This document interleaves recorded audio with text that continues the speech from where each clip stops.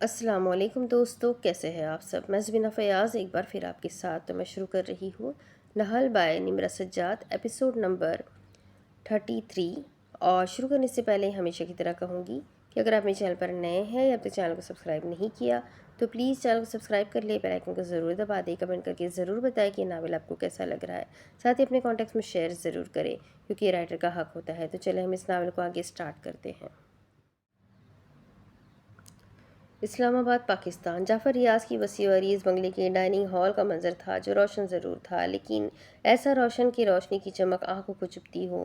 پائیدار لکڑی کے ڈائننگ میز پر ہر چیز اپنی جگہ پر تھی اور کرسیوں پر لوگ بھی موجود تھے۔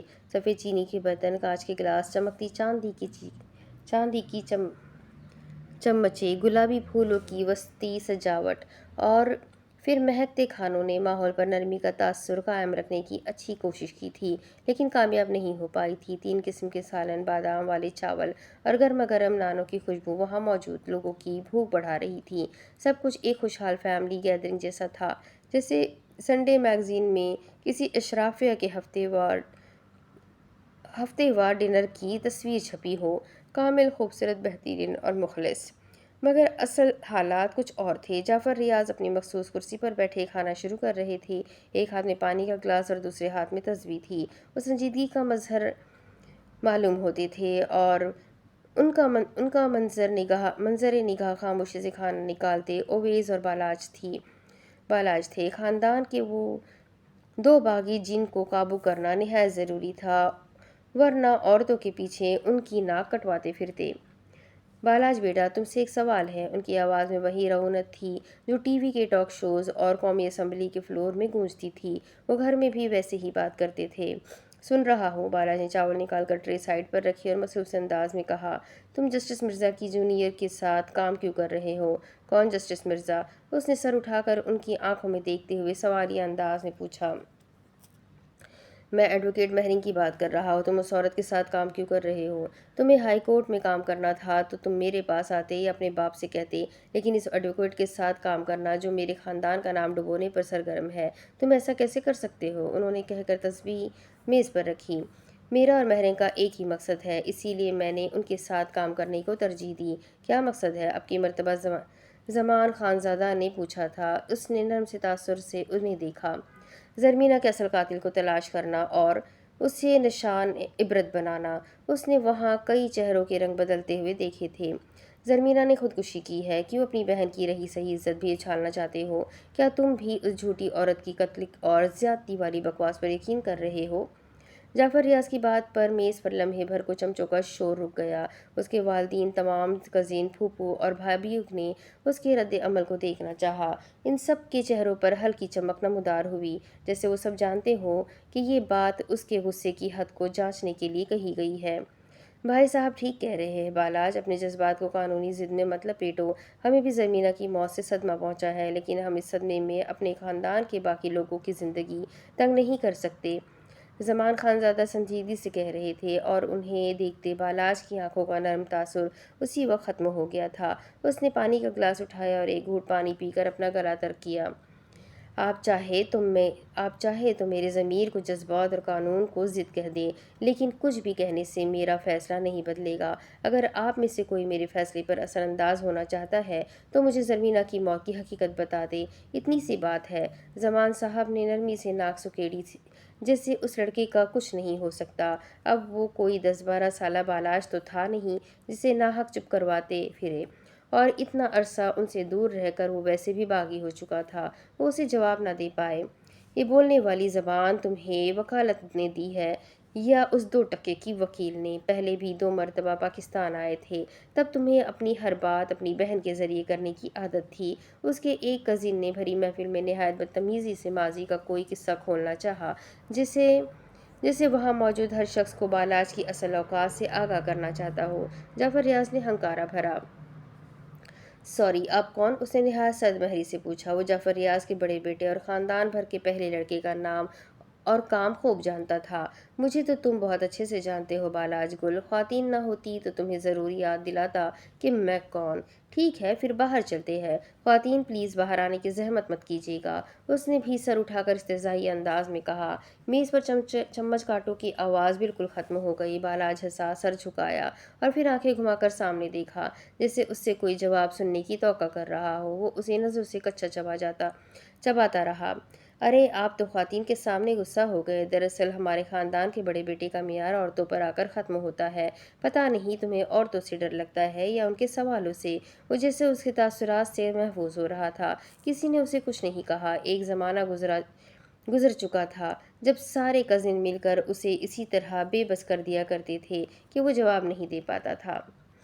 بالاج بیٹے کھانا کھاؤ۔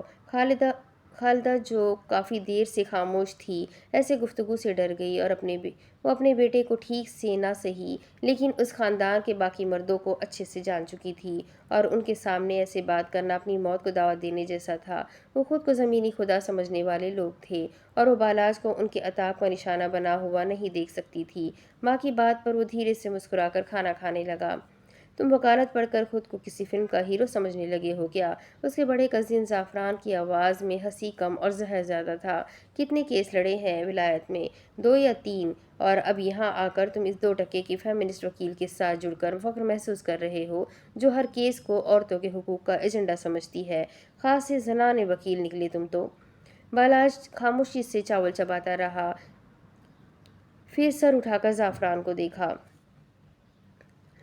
انہیں 2 ٹکے کی عورت کہنا بند کرو۔ اس کی آواز سادہ لیکن بے تحاشا ٹھنڈک لیے ہوئے تھی۔ اف اپنی بہن کے لیے انصاف لیتی وکیل کے لیے جذبات تو نہیں جاگ گئے ہمارے بھائی کے؟ زعفران نے بہترین نشانہ لگایا تھا لیکن بھری محفل میں مہرنگ کا اتنی بدتمیزی سے ذکر اسے مشتعل کر گیا تھا۔ یہی تو کرتی ہیں ایسی عورتیں، مردوں کے دل میں اپنے لیے رحم لاتی ہے اور پھر انہیں اپنوں سے باغی کرواتی ہے۔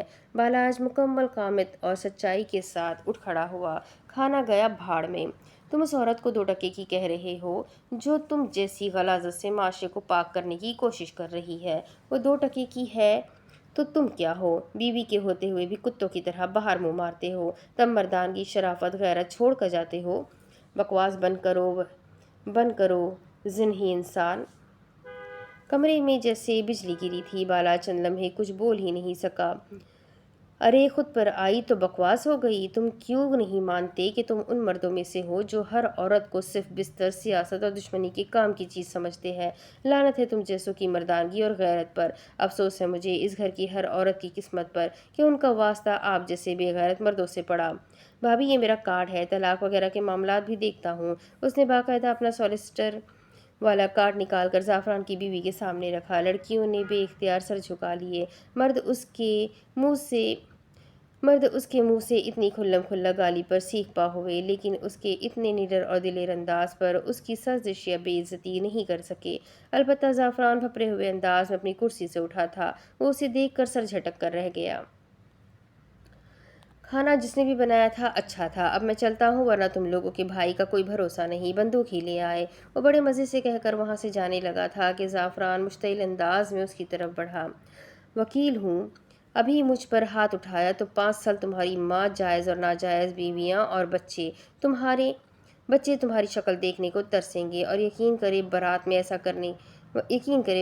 ایسا کرنے کی پوزیشن میں ہوں، اور آپ پر تو خیر بڑی لمبی ریسرچ کر چکا ہوں۔ وہ دونوں ہاتھ اٹھا کر اسے پہلے ہی باور کروا چکا تھا۔ زعفران اسے ہاتھ نہیں لگا سکا تو قریب رکھے میز پر پڑا گلدان اٹھا کر زمین پر دے مارا۔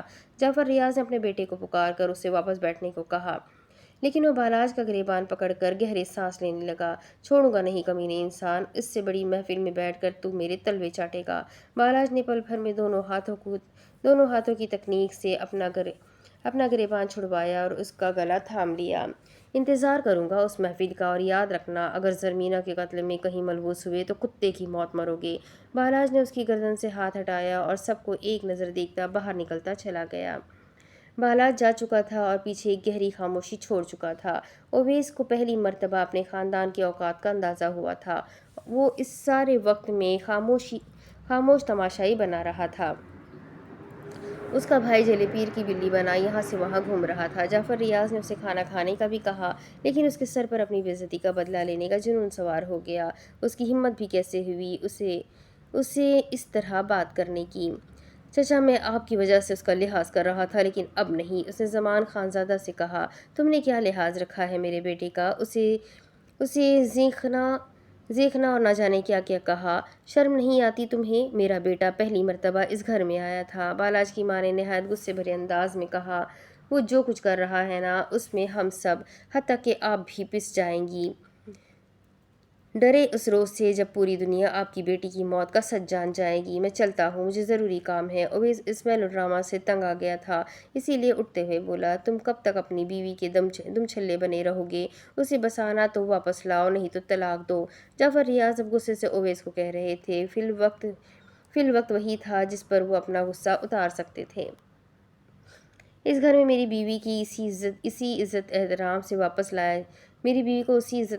واپس لایا جائے جس طرح وہ شادی کے پہلے روز آئی تھی۔ آپ واپس آئی، خود میرے ساتھ چل کر اسے واپس لائیں گے، اور ہر وہ شخص اس سے معافی مانگے گا جس نے اس پر الزام لگایا تھا اور اسے بے عزت کیا تھا۔ اس نے بڑے پرسکون انداز میں کہا، وہ زعفران کی طرح چیخ چلا کر بات نہیں کرتا تھا۔ تم مجھ سے ایسی کوئی امید مت رکھو اویس خان زادہ، میں تمہاری بیوی کو لینے تمہارے سسرال نہیں جاؤں گا۔ انہیں سخت سبکی ہوئی کہ ان کا بیٹا ابھی تک اس لڑکی کو چھوڑنے پر راضی نہیں تھا۔ اس عورت کی وجہ سے انہیں 10 سال چھوڑ سکتا ہے، لیکن 10 سال بعد بھی اس کی وہی ضد تھی کہ چندہ گل کو اس گھر میں واپس لایا جائے۔ آپ چند دن اس بارے میں سوچ لیجئے۔ ابھی میں نے زرمینہ کا آدھا سچ اپنے سالے کو بتایا ہے، میں پورا سچ اور کورٹ میں گواہی دینے کی حامی بھر چکا ہوں۔ پھر پورے سچ کی زد میں اس گھر میں سے کون آتا ہے مجھے پرواہ نہیں۔ کھانا واقعی اچھا تھا، وہ بھی باہر نکل گیا۔ جعفر ریاض سرد آہ بھر کر رہ گئے۔ انہیں اشر خان زادہ سے بات کرنے کی اشد ضرورت تھی۔ زمان تو شاید اپنے بیٹے کے واپس مل جانے کی خوشی مناتے پھر رہے تھے۔ E7 اسلام آباد۔ اس عمارت کے سامنے ایک تنہا سایہ کھڑا تھا جو ستون کے نیچے چمکتے سفید سنگ مرمر پر نگاہیں ٹکائے ہوئے تھا۔ رات کے 10 بج چکے تھے اور عمارت کی کھڑکیاں جلتی بجھتی روشنیوں میں کسی راز کی مانند لگ رہی تھی۔ اس کی آنکھیں نیند کی وجہ سے سرخ ہو رہی تھی، کیونکہ وہ صبح 4 بجے اٹھنے والا آدمی تھا۔ زیادہ دیر تک بنا کیفین کے اس سے جاگا نہیں جاتا تھا، اسی لیے اس نے فون جیب سے نکالا اور اسکرین آن کر کے دیکھی۔ وہاں کوئی میسج نہیں تھا۔ اب وہ تیسری مرتبہ سڑک کے کنارے لگے چھوٹے درخت تک چکر لگا کر آیا تھا، جس کی ہر شاخ اسے جواب دینے سے انکاری تھی۔ وہ ارد گرد سے بھی معلومات لے چکا تھا کہ اس کا فلیٹ کون سا ہے اور اسے آخری مرتبہ کب دیکھا گیا تھا، یہاں تک کہ اس نے بلڈنگ کے سیکیورٹی کیمرے بھی خود کو ایک پولیس والا کہہ کر چیک کر لیے تھے، اور وارنٹ کے نام پر ایک نقلی اسٹیمپ شدہ صفحہ بھی دکھا لیا تھا۔ اسے معلوم ہو چکا تھا کہ وہ اپنے فلیٹ میں ہے اور 2 دن سے وہاں سے نہیں نکلی۔ اس کے فلیٹ کی کھڑکی بند تھی اور پردہ ہلکا سا ہٹا ہوا تھا، لیکن اندر اندھیرا تھا۔ وہ دوسری بلڈنگ پر کھڑا ہو کر دوربین کے ذریعے اندر جھانکنے کی غیر اخلاقی حرکت بھی کر چکا تھا، لیکن اس میں بھی کوئی خاطر خواہ کامیابی نہیں ہوئی تھی، اور ایسا وہ پچھلے 3-4 دن سے کر رہا تھا۔ جس روز بالاج نے اسے چیک کرنے کا کہا تھا، اس روز وہ صرف قریبی لوگوں سے پوچھ کر گیا تھا کہ وہ یہاں ہے یا نہیں۔ زیادہ لوگوں نے یہی کہا کہ وہ اسے نہیں جانتے یا کافی دنوں سے اسے نہیں دیکھا۔ رات کے اس وقت شدید سردی میں اس کے ضبط نے جواب دیا اور وہ بلڈنگ کے اندر کی جانب بڑھ گیا۔ وہ صرف اتنا جاننا چاہتا تھا کہ وہ ٹھیک ہے، کیا وہ اندر ہے، کیا وہ سو رہی ہے، کیا وہ کسی مشکل میں تو نہیں ہے۔ وہ اس کے دروازے کے باہر کھڑا دروازہ بجاتے بجاتے رک گیا۔ اتنی رات کو اکیلی لڑکی کسی کے لیے دروازہ کیوں کھولے گی؟ اس نے پولیس بلوا لی تو؟ وہ ڈر گئی تو؟ وہ رک گیا، اور اس وقت اس نے فرسٹریشن سے اپنے بال نوچنے چاہے تھے۔ آخر وہ سب کیوں کر ہی کیوں رہا ہے؟ وہ جس کام سے یہاں آیا ہے اسے وہی کام کرنا چاہیے نا، پھر کیوں وہ خود کو بلا وجہ مصروف کر رہا تھا؟ وہ دروازے کے ساتھ رکھے سفید گلاب کے گملے کے پاس بیٹھ گیا تھا۔ بلڈنگ میں مکمل سکوت تھا، جیسے یہاں بہت پرامن اور خاموش فیملیز رہتی ہوں۔ ہر جانب مکمل سکوت تھا، اور وہ دیوار سے ٹیک لگائے وہیں بیٹھا رہا، اور پھر کتنی ہی دیر بیٹھا رہا۔ پھر اچانک ایک آہٹ ہوئی، جیسے کوئی دروازے کی جانب آ رہا ہو۔ وہ سیدھا ہوا اور 2 زانوں ہو کر دروازے کے سامنے بیٹھا اور پھر دروازے کے نیچے سے ہلکی سی روشنی نظر آئی۔ اس کا چہرہ روشن ہوا، وہ گھر میں ہی تھی۔ اوہ خدایا، وہ زندہ ہے، ٹھیک ہے۔ یہ ذرا سا شور اس کی ڈھارس بندھانے کا سبب بنا تھا۔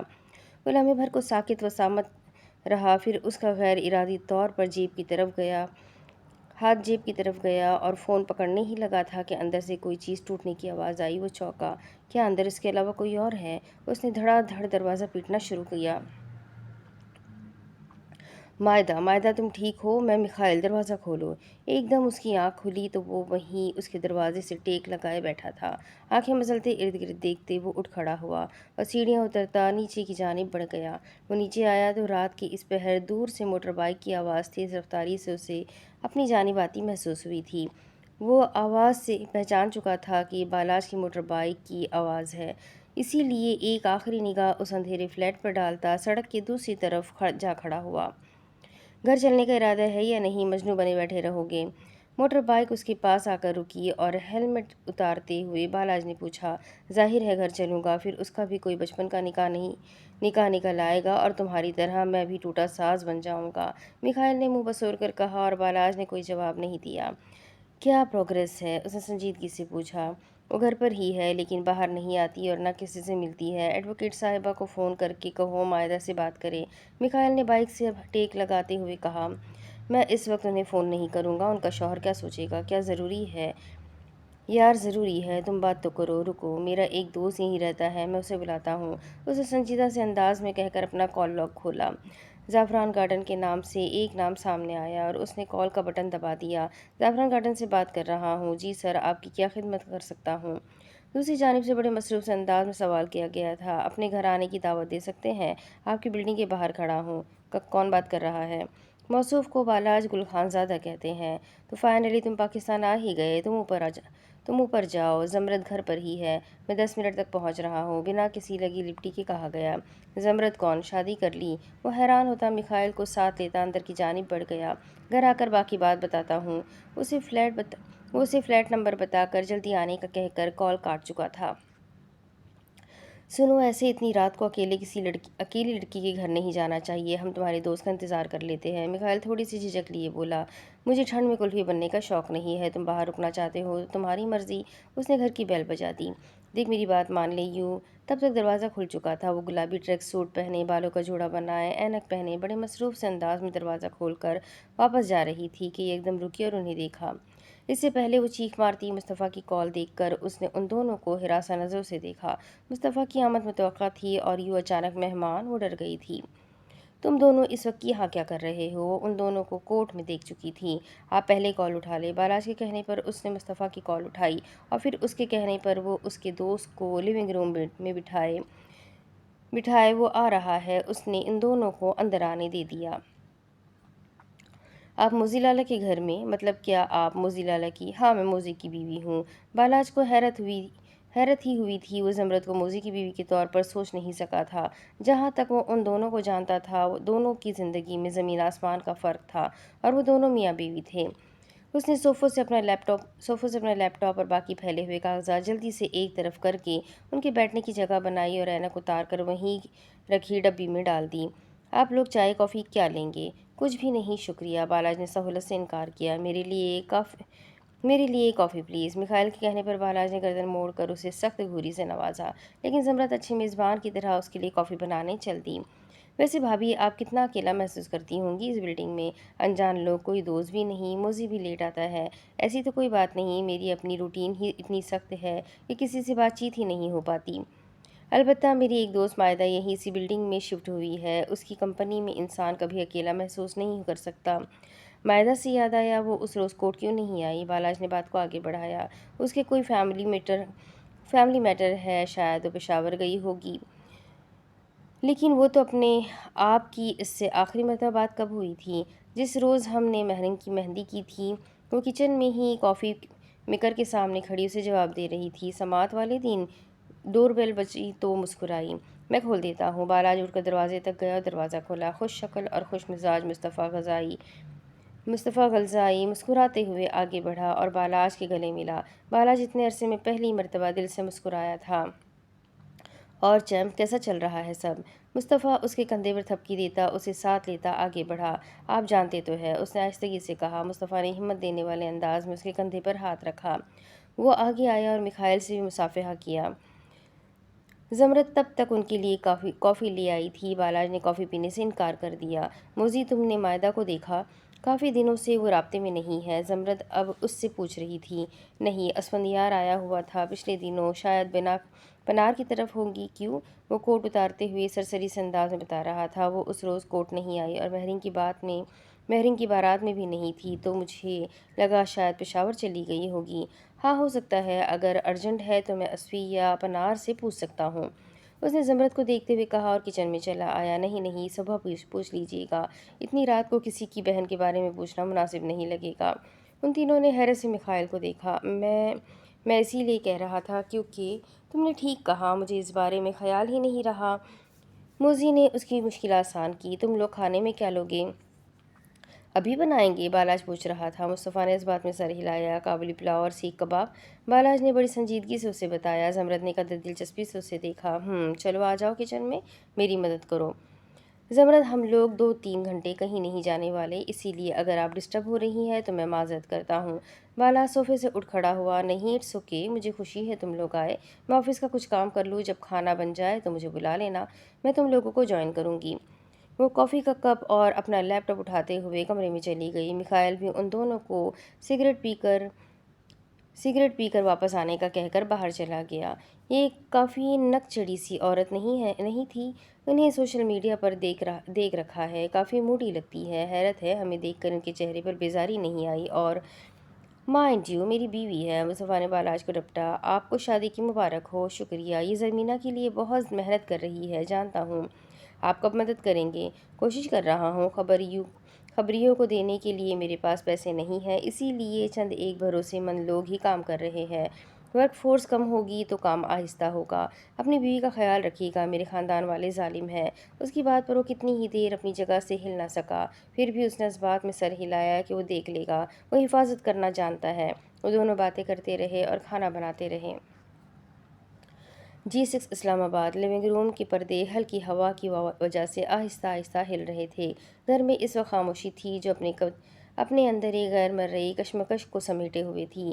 میز پر چائے کے 2 کپ رکھے تھے، ایک کپ آدھا ہو چکا تھا اور دوسرا ابھی انچھوا رکھا تھا۔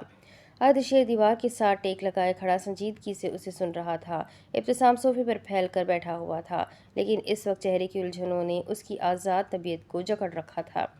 وہ جب گھر آیا تو دیر تک ان دونوں کے درمیان خاموشی قائم رہی تھی، جیسے باتیں ایک دائرے میں چکر لگاتے ہوئے اس وقت کی منتظر ہو جب کوئی جملہ ان کے درمیان سرد مہری کی دیوار توڑے گا، لیکن پھر بات چل ہی نکلی تھی۔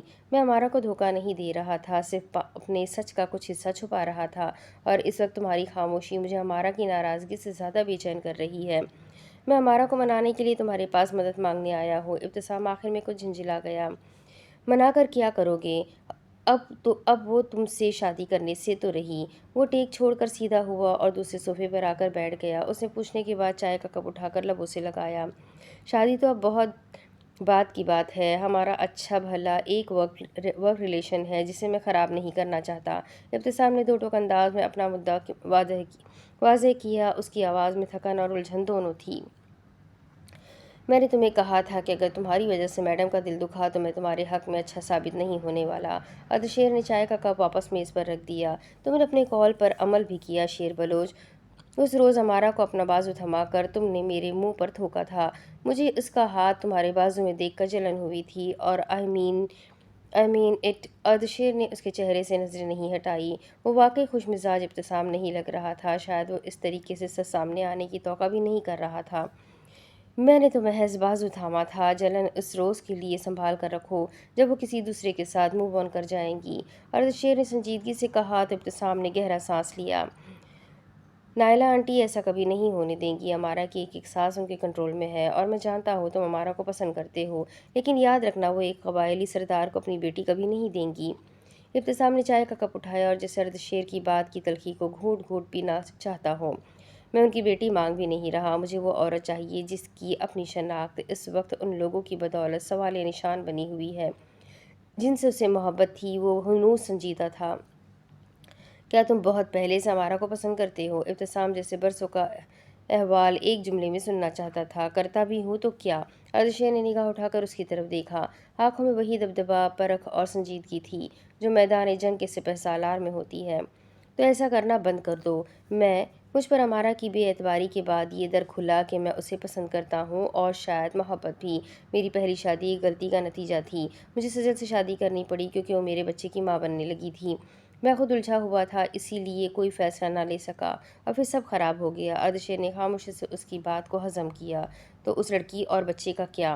وہ ڈلیوری ہوتے ہی طلاق لے کر باہر چلی جائے گی۔ مناسب اور تمہیں اس سب کے بعد بھی لگتا ہے میڈم تم سے دوسری شادی کرنے پر راضی ہو جائیں گی؟ محبت کرنے والے ماضی اور حال کا موازنہ نہیں کرتے۔ محبت میں معافی کی گنجائش ہوتی ہے اردشیر۔ ربش! تم اپنی غلطیوں کو محبت سے تو مت جوڑو۔ تم مرد ہو اور تمہیں معلوم ہونا چاہیے کہ ایک عورت کی قربت صرف اس وقت جائز ہوتی ہے جب وہ تمہارے ماضی، حال اور مستقبل تینوں کے لیے تیار ہو۔ وہ ایک عورت ہے، 21ویں صدی کی عورت۔ اگر ان کا ماضی پاک ہے تو وہ کیوں تم جیسے شخص سے شادی کریں گی؟ ان کے پاس کئی آپشنز ہیں، اور تم ان آپشنز میں دور دور تک نہیں آتے اردشیر۔ وہ تمہارے بارے میں ایسا سوچ بھی نہیں سکتی۔ وہ تمہیں بیک ورڈ سمجھتی ہے، کسی گاؤں دیہات سے جڑا شہری لڑکا۔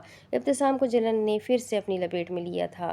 بہت مرتبہ ان کے درمیان تلخ کلامی ہوئی تھی، کئی مرتبہ انہوں نے ایک دوسرے سے اتفاق نہیں کیا تھا، لیکن آج تک اردشیر سے اس قدر حسد نہیں ہوا تھا کہ وہ اسے اپنا دشمن ہی سمجھنے لگے۔ مجھے اپنی شناخت پر کوئی شرم نہیں ہے ابتسام، وہ مسکرایا۔ مجھے بتاؤ میں کیا کروں؟ ابتسام بے بسا ہو کر پھر سے پوچھ رہا تھا۔ وہ جانتا تھا اس وقت اردشیر سے زیادہ اچھی مدد کوئی نہیں کر سکتا۔ میڈم کو ان کے حال پر چھوڑ دو، تمہاری اولاد آ رہی ہے، اس نعمت کی قدر کرو اور اپنی بیوی سے نباہ کرو۔ 2 کشتیوں کا مسافر بہت مشکل سے منزل تک پہنچتا ہے، اس نے انتہائی دوستانہ مشورہ دیا۔ میں امارہ سے دستبردار نہیں ہو سکتا۔ ابتسام کا لہجہ ٹوٹ پھوٹ کا شکار تھا۔ لہجے میں وہ کرچیاں تھیں جو خود کو مظلوم دکھاتی ہوں مگر اصل میں مجرم ہوں۔ وہ تو ہو چکی ہیں، میں نے انہیں تم سے دستبردار ہوتے دیکھ لیا ہے۔ لڑکیاں ٹوٹی ہیل پر دل ٹوٹنے سے زیادہ بلا وجہ نہیں روتی۔ ان کی محبت نے اعتراف سے پہلے دھوکے کی راکھ اوڑھ لی تھی۔ اگر ایسا ہو جائے تو پھر محبت نہیں ایک جرم بن جاتی ہے، اور وہ خود کو مجرم سمجھتی ہے۔ دوبارہ وہی غلطی نہیں کریں گی؟ اردشیر نے آہستہ سے کرسی کی پشت سے پیٹھ ہٹائی اور سیدھا ہو کر بیٹھا۔ ایسا نہیں ہونا چاہیے تھا اردشیر۔ میں تو افسوس بھی نہیں کر سکتا کہ تم جس سے دستبردار نہیں ہونا چاہتے وہ کب کا تم سے خود کو واپس لے چکی ہے۔ میڈم سے بات کرو، لیکن انہیں تنگ مت کرنا۔ ایک اچھے کزن اور دوست بن جاؤ اور اپنی زندگی میں آگے بڑھو، یہی میری آخری صلاح ہے۔ ابتسام کچھ نہ کہہ سکا۔ وہ مدد لینے آیا تھا، مشورہ لینے نہیں۔ اسے کچھ سمجھ نہیں آ رہا تھا۔ E7 اسلام آباد۔ کمرے میں چھائی ہوئی نیم تاریکی دن اور رات کے بیچ کہیں ٹھہری ہوئی تھی۔ مائدہ کے فلیٹ کی کھڑکیاں بند تھیں، پردے آدھے گرے ہوئے تھے اور روشنی بس اتنی سی کہ دیواروں کا وجود نظر آتا ہو۔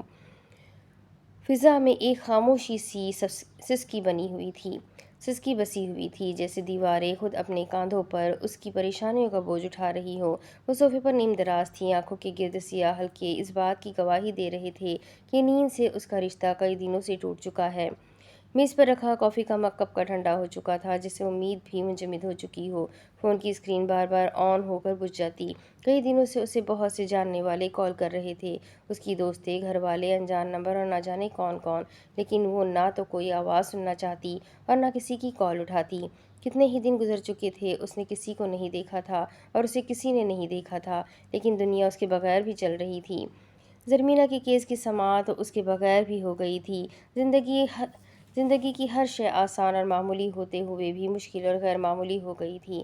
دروازہ بجنے پر وہ ڈر جاتی، گلی سے آتی گاڑیوں کے ہارن اسے چونکا دیتے تھے، سیڑھیوں پر چلتے قدموں کی آواز سے وہ سہم جاتی۔ نقاہت تھی جو اس کے وجود پر طاری تھی۔ اس وقت وہ اٹھ کر کچن میں کھانے کے لیے کچھ لینے گئی۔ سب کچھ اپنی جگہ، لیکن بھوک اس سے برداشت نہیں ہوتی تھی۔ ابھی گلاس لے کر فریج کھولنے ہی لگی تھی کہ فریج کے شیشے پر دیکھتے اسے احساس ہوا کہ پیچھے کوئی کھڑا ہے۔ وہ چیخ کر واپس پلٹی، وہاں کوئی نہیں تھا۔ گلاس ہاتھ سے چھوٹا اور چھن کی آواز سے ٹوٹ گیا۔ وہ مزید خوفزدہ ہو گئی اور گہرے گہرے سانس لیتی اپنے چہرے اور گردن پر ہاتھ پھیرنے لگی۔ سب ٹھیک ہے، اس نے خود کو باور کروایا، اور پھر وہ روتے ہوئے وہیں فریج کے ساتھ بیٹھتی چلی گئی۔ دروازے کے قریب آہٹ ہوئی اور اس تنہائی میں وہ وہیں جامد ہو گئی۔ اس کا چہرہ عجیب ہراساں سا ہو رہا تھا۔ مہرین کی مہندی والے روز وہ واپس زمرد کے ساتھ ہسپتال آئی تھی کیونکہ اس کی نائٹ ڈیوٹی ہوتی تھی۔ رات کے 10:30 بج رہے تھے جب اسے ہسپتال انتظامیہ نے ہسپتال چھوڑنے کا کہا۔ وہ بہت لڑی لیکن اس پر کئی ایسے الزام تھے کہ وہ ہسپتال کا ماحول خراب کر رہی ہے۔ ساتھ ہی ڈاکٹرز نے اسے سمجھایا کہ وہ چند روز چھٹی لے کر پھر واپس آئے اور معافی مانگ لے اور اسے یہی مناسب لگا۔ رات کو جس وقت اسے واپس آنا تھا اسے بس کا وقت ختم ہو چکا تھا۔ اس نے ٹیکسی ایپ کھولی، کیب بک کی اور وہیں دروازے کے پاس انتظار کرتی رہی۔ چند منٹوں بعد ایک کار آ گئی۔ وہ سفید رنگ کی پریس تھی جس کی سن روف بند اور ونڈ شیلڈ دھندلی تھی۔ امارا کو اتنی جدید ماڈل کار کی آنے کی توقع نہیں تھی۔ مائدہ اور قزئی۔ ڈرائیور نے شیشہ نیچے کیا۔ وہ کوئی 25-26 برس کا لڑکا تھا۔ مائدہ نے اس بات میں سر ہلایا اور کار کا نمبر پڑھ کر وہ کار میں بیٹھ گئی۔ رات کا وقت تھا اسی لیے معمول سے زیادہ محتاط تھی اور اپنے فون پر بھی لوکیشن آن کر رکھی تھی۔ شروع کا راستہ سب ٹھیک رہا۔ وہ ہسپتال میں ہونے والی بدمزگی کے بارے میں سوچ رہی تھی۔ کچھ دیر بعد اسے احساس ہوا کہ ڈرائیور راستہ بدل رہا تھا۔ ہم مارگلا کی طرف کیوں جا رہے ہیں؟ میں نے تو E7 کی لوکیشن ڈالی ہے۔ ڈرائیور نے آئینے سے اس کی طرف دیکھا۔ نگاہ میں عجیب طور پر خطرناک تاثر تھا۔ شارٹ کٹ ہے، فکر مت کریں، اس نے سنجیدگی سے کہا۔ آپ کا دماغ تو سیٹ ہے، یہاں سے کون سا شارٹ کٹ ہے جبکہ میرا گھر اس سے مخالف سمت میں ہے۔ آپ گاڑی روکیں، اس نے ہائی وے پر ہی اسے کار روکنے کا کہا۔ مائدہ کو لگا کوئی دھیرے دھیرے اس کی سانس کھینچ رہا ہو۔ رات کی تاریکی، مصروف شاہراہ، اجنبی ڈرائیور، اکیلی لڑکی اور وہ بھی مائدہ قزئی۔ اتار دوں گا لیکن پیسے پورے لوں گا اور فکر مت کریں، شریف آدمی ہوں۔ بڑے انداز میں مسکرایا اور مائدہ کو احساس ہوا کہ شریف لوگ اس طرح کی مسکراہٹ نہیں رکھتے۔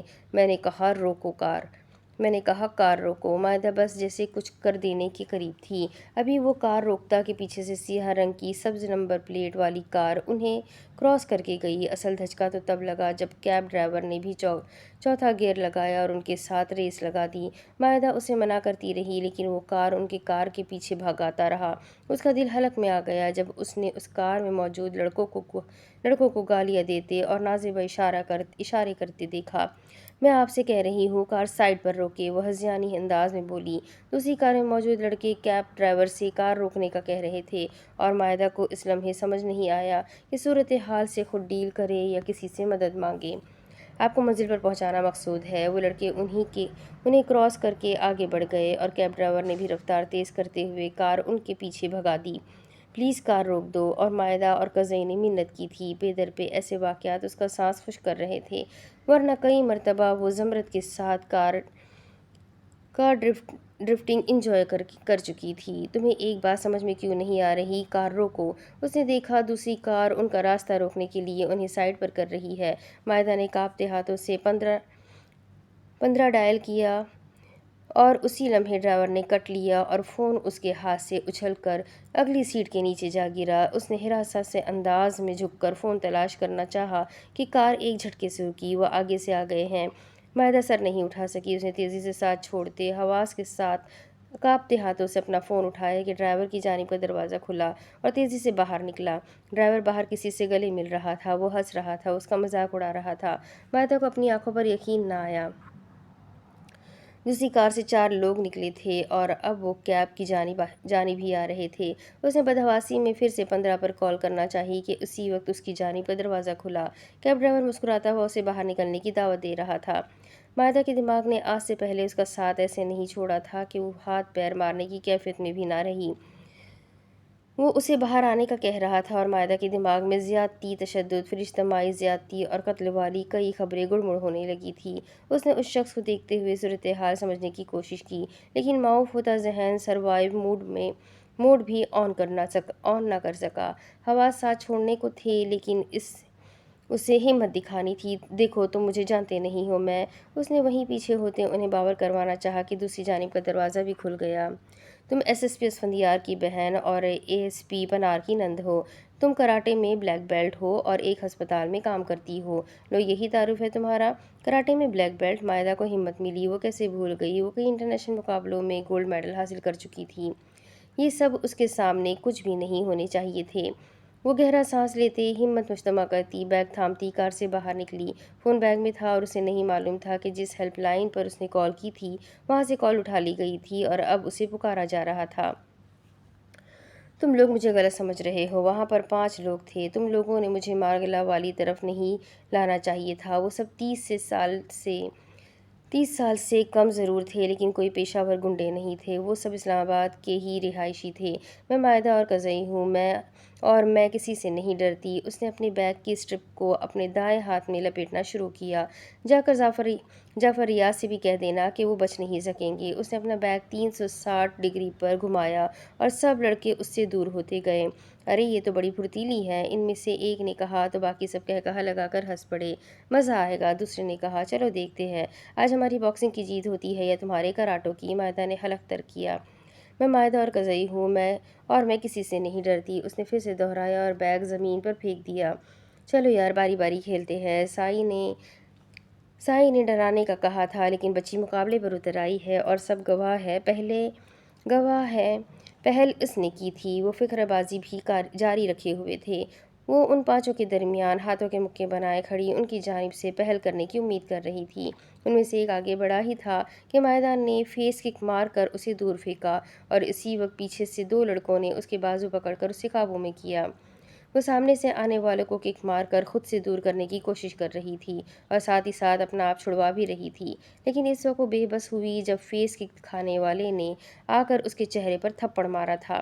کتنے ہی لمحے اسے ارد گرد سے ہنسنے کی آوازیں نہیں آئی، آنکھیں الگ دھندلائی تھیں، چہرہ سرخ ہوا اور تھپڑ کا گہرا نشان چہرے پر چھپ چکا تھا۔ ان میں سے ایک اس کے چہرے پر مکہ مارنے ہی لگا تھا کہ رک گیا اور بے یقینی سے انہیں دیکھ رہی تھی، آنکھیں خون آلود اور نم ہو رہی تھیں۔ اتنا خوبصورت چہرہ بگاڑ کر ہمیں کیا ملے گا؟ اس نے مائدہ کی گردن اپنے ہاتھوں میں لی، اسکارف ہونے کے باوجود اسے لگا کسی نے اس کی گردن پر غلاظت مل دی ہو۔ مائدہ کو اس ہاتھ سے گھن محسوس ہوئی، وہ سانس نہیں لے سکی۔ ابھی بھی وقت ہے کہ اس سے پیچھے ہٹ جاؤ، آپ ڈرانے آئے ہیں لیکن اگلی مرتبہ کسی کو منہ دکھانے کے قابل نہیں چھوڑیں گے۔ اسے اس ایک لمحے اس کے منہ سے کس شے کی بدبو نہیں آئی تھی، اس کی آنکھوں سے آنسو بہنے لگے، وہ اس کی گردن نہیں چھوڑ رہا تھا، باقی ہنس رہے تھے، اسے اب سانس نہیں آ رہا تھا۔ مجھے جانے دو، اس نے ٹوٹے پھوٹے انداز میں کہا۔ تبھی دور سے پولیس سائرن کی آواز سنائی دینے لگی، پولیس یہاں! اس کی گردن پر اس شخص کی گرفت ڈھیلی پڑی۔ اسی نے کال کی ہوگی۔ وہ سب انگریزی گالیاں بکتے چیل سی تیزی سے وہاں سے غائب ہوئے جیسے کبھی وہاں تھے ہی نہیں۔ وہ کھانستی ہوئی لڑکھڑاتی ہوئی اپنے بیگ تک گئی، پولیس وین کی روشنی اس پر پڑ رہی تھی، چند اہلکار بھاگتے ہوئے اس کی جانب آئے، وہ اس سے کچھ پوچھ رہے تھے، اس نے کچھ کہنا چاہا لیکن کپکپاتی آواز میں اس سے کچھ بولا نہ گیا، وہ زمین پر ڈھہ گئی۔ کسی نے اسے سہارا دیا، پولیس وین سے کسی نے پانی کی بوتل پکڑائی اور پھر وہ نہیں جانتی انہوں نے کب فرسٹ ایڈ دی، اس نے انہیں کب ایڈریس سمجھایا اور کب وہ اسے خود اس کے گھر چھوڑ کر گئے۔ وہ اتنے دنوں سے مائدہ اس رات کے خوف سے باہر نہیں نکلی تھی، کسی سے بات نہیں کر رہی تھی کیونکہ وہ ہمت ہی نہیں کر پا رہی تھی کہ وہ رات کسی سے ڈسکس کرے۔ سحر کی مدھم روشنی بھی ابھی اسلام آباد کے آسمان پر پھیلنی شروع ہی ہوئی تھی مگر مائدہ کے دل پر ہنوز رات جمی ہوئی تھی۔ زندگی میں ایسا ڈیڈ لاک آیا تھا کہ اٹھ نہیں پا رہی تھی۔ اپارٹمنٹ کے ادھ کھلے پردوں سے پاک صبح کی روشنی اندر داخل ہو رہی تھی لیکن وہ وہیں بیٹھی پتھرائی ہوئی نظروں سے خلا کو گھور رہی تھی، فریج کے ساتھ سر ٹکائے وہ تھکان سے اس رات کی منظر کسی فلم کی طرح اپنی آنکھوں کے سامنے ہوتا دیکھ رہی تھی۔ اس کی آنکھوں کے گرد حلقے تھے، وہ رات بھر جاگی رہی تھی کہ کہیں کسی کھڑکی دروازے سے کوئی اندر نہ آ جائے۔ وہ بار بار دروازے کی جانب دیکھتی، گھر کو دیکھتی، پھر گھبرا کر اپنے آپ میں سمٹ جاتی جیسے کسی گناہ کا اعتراف چھپا رہی ہو۔ اب اس کے آگے کی کہانی میں آپ کو اگلے ویڈیو میں سناتی ہوں کہ آگے کیا ہوگا، مائدہ اپنے اس ٹراما سے کیسے باہر نکلے گی، آگے کیا ہونے والا ہے زرمینہ کے کیس کا، یہ سب کچھ جاننے کے لیے میرے ساتھ بنے رہے۔ ویڈیو کو لائک کریں، چینل کو سبسکرائب کریں، بیل آئیکن کو ضرور دبائیں۔ تو ملتے ہیں اگلی ویڈیو میں، تب تک کے لیے اپنا خوب سارا خیال رکھیں، مجھے بھی دعاؤں میں یاد رکھیں۔ اللہ حافظ۔